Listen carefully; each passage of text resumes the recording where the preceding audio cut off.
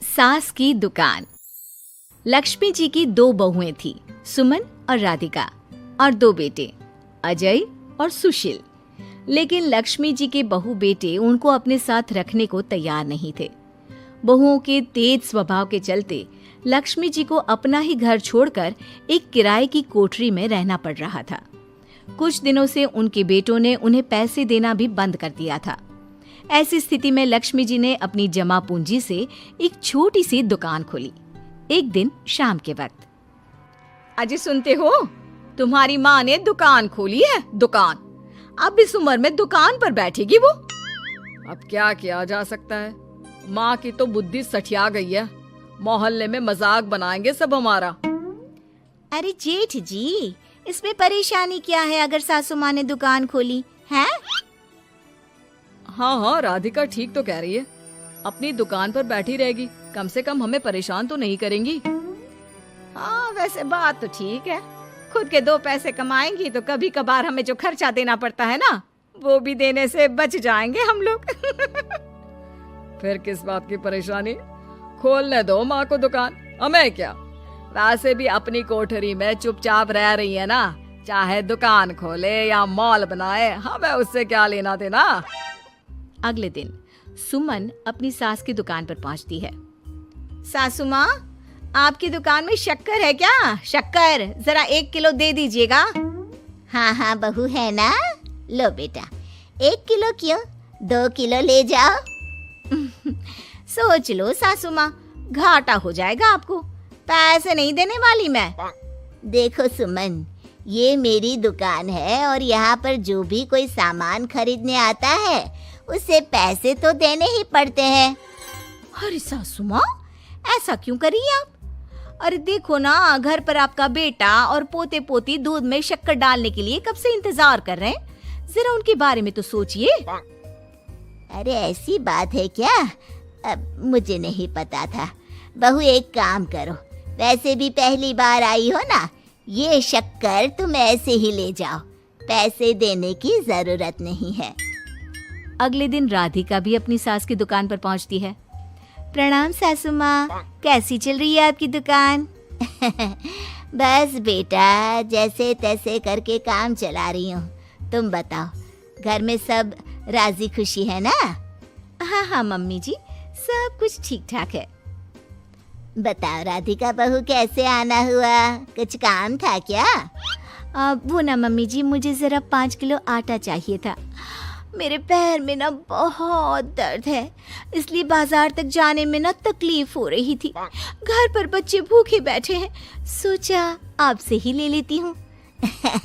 हाँ, क्यों नहीं बेटा, ये लो 5 किलो आटा ले जाओ। हाँ, लेकिन मम्मी जी, आपने जिठानी जी को शक्कर फ्री में दी थी, तो मुझसे भी पैसे तो नहीं लेंगी ना?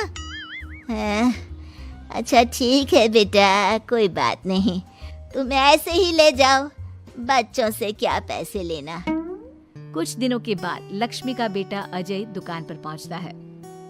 कैसी हो माँ, दुकान तो अच्छी चल रही है ना तुम्हारी, सब मोहल्ले वाले तारीफ करते रहते हैं। अब क्या करूं बेटा, तुमने तो मुझे सहारा दिया नहीं, गरीब माँ को घर से बाहर निकाल दिया। कुछ तो करना पड़ेगा ना अपना पेट पालने के लिए। वो माँ ना बहुओं की बहुत चिक चिक रहती थी। अब देखो कितनी अच्छी जिंदगी है तुम्हारी, खुद कमाती हो, खुद खर्च करती हो, इससे अच्छी भला कोई जिंदगी हो सकती है क्या? हाँ बेटा, दिल को बहलाने के लिए तुम्हारी ये बात भी सही है, लेकिन कोई बात नहीं बेटा, मैं खुश हूँ। अच्छा माँ, मैं क्या कह रहा था, जरा 500 उधार तो दे देना।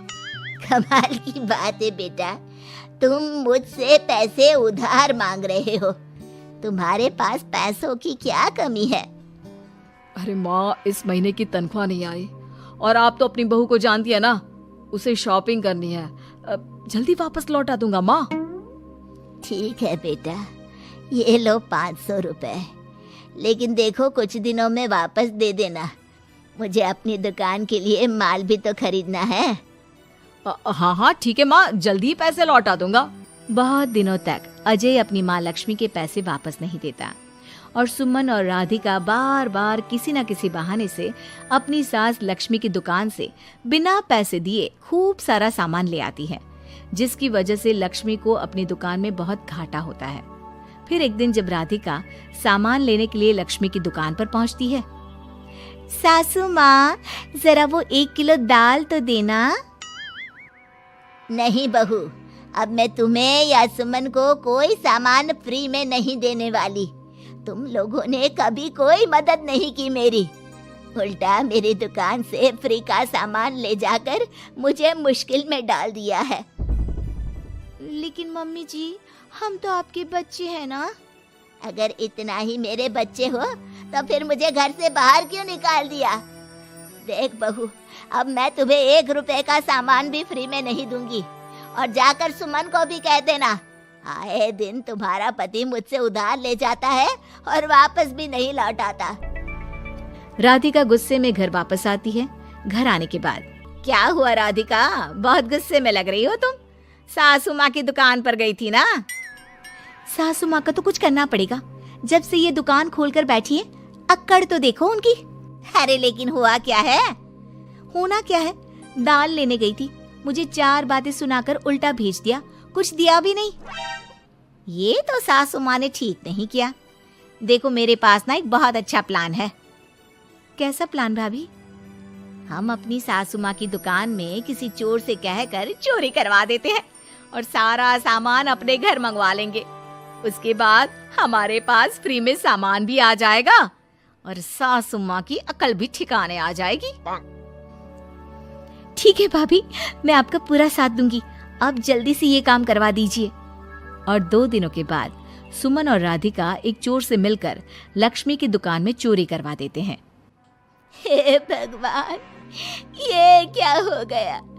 इस उम्र में जैसे तैसे अपना गुजारा कर रही थी, लेकिन चोर मेरा सारा सामान लेकर चले गए। अबे क्या होगा? तभी वहां पर राधिका और सुमन पहुंच जाती है। क्या हुआ सासू माँ, बहुत दुखी लग रही हैं आप। अरे क्या बताऊं, मेरी दुकान का सारा माल चोरी हो गया। अब अगर आप अपने ही बहू बेटे को सामान नहीं देंगी तो ऐसा तो होगा ना सासू माँ। अब राधिका की बात सुनकर लक्ष्मी को यकीन हो जाता है कि इस चोरी के पीछे कहीं न कहीं उसकी दोनों बहुओं का ही हाथ है। लक्ष्मी एक प्लान बनाती है। पैसे उधार लेकर अपनी दुकान में फिर से खूब सारा सामान ले आती है। अरे भाभी, देखा आपने, सासू माँ की दुकान तो फिर से सामान से भर गई है। हाँ, वही तो मैं तो सोच रही थी कि एक बार में उनकी अकल ठिकाने आ जाएगी, पर लगता है फिर से कुछ करना पड़ेगा। लेकिन अब हम क्या कर सकते हैं? अरे वही जो हमने पहले किया था। इसका मतलब फिर से चोरी करवाएंगे? हाँ, उसके बिना हमारा काम कैसे चलेगा? और इस बार चोरी करने हम दोनों चलेंगे, कुछ नहीं छोड़ेंगे उनकी दुकान में। सुमन और राधिका दोनों मिलकर लक्ष्मी की दुकान में चोरी कर लेती हैं और सारा सामान चुपचाप अपने घर के स्टोर में लाकर रख देते हैं। लेकिन सुबह होते ही लक्ष्मी पुलिस लेकर सुमन और राधिका के घर पहुंच जाती है। इंस्पेक्टर साहब, मेरी इन दोनों बहुओं ने ही घर में चोरी की है। अरे ना ना इंस्पेक्टर साहब, ये हम पर झूठा इल्जाम लगा रही हैं। अरे हम क्यों इनकी दुकान में चोरी करने लगे? माँ, आपको शर्म नहीं आती अपनी बहू पर झूठा इल्जाम लगाते हुए? हाँ माँ, हम आपके बेटे हैं और ये आपकी बहुएं हैं, आप ऐसा कैसे कर सकती हैं? लक्ष्मी जी, क्या आपके पास कोई सबूत है? अरे इंस्पेक्टर साहब, आप इनकी बातों में मत आइए। ये हमारी माँ है और इनकी दिमागी हालत ठीक नहीं है, इसीलिए तो हमसे अलग रहती हैं। इंस्पेक्टर साहब, मेरी दिमागी हालत बिल्कुल ठीक है और मेरे पास इन दोनों के खिलाफ बहुत बड़ा सबूत है। बताइए, क्या सबूत है आपके पास? आप जरा मेरी दोनों बहुओं के हाथ पानी से धुलवा दो, फिर सब कुछ साफ साफ पता चल जाएगा। अरे हाथ पानी से धोने से क्या होगा माँ? आप दोनों मेरे सामने अपने हाथों पर पानी डालिए।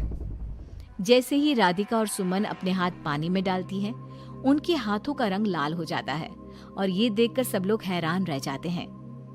अरे ये क्या, तुम्हारे हाथों का रंग अचानक से लाल कैसे हो गया? क्योंकि मैंने अपनी दुकान के सारे सामान पर एक तरह का केमिकल लगा कर रखा था। मुझे पता था जो भी चोरी करने आएगा वो सामान को अपने हाथों से उठाएगा और उसके हाथों पर रंग लग जाएगा। अरे माँ, आप तो बहुत चालाक निकली।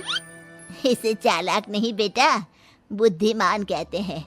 और जिसके तुम्हारे जैसे बहू बेटे हो उसे थोड़ा बहुत तो अपनी अकल से काम लेना ही पड़ता है ना।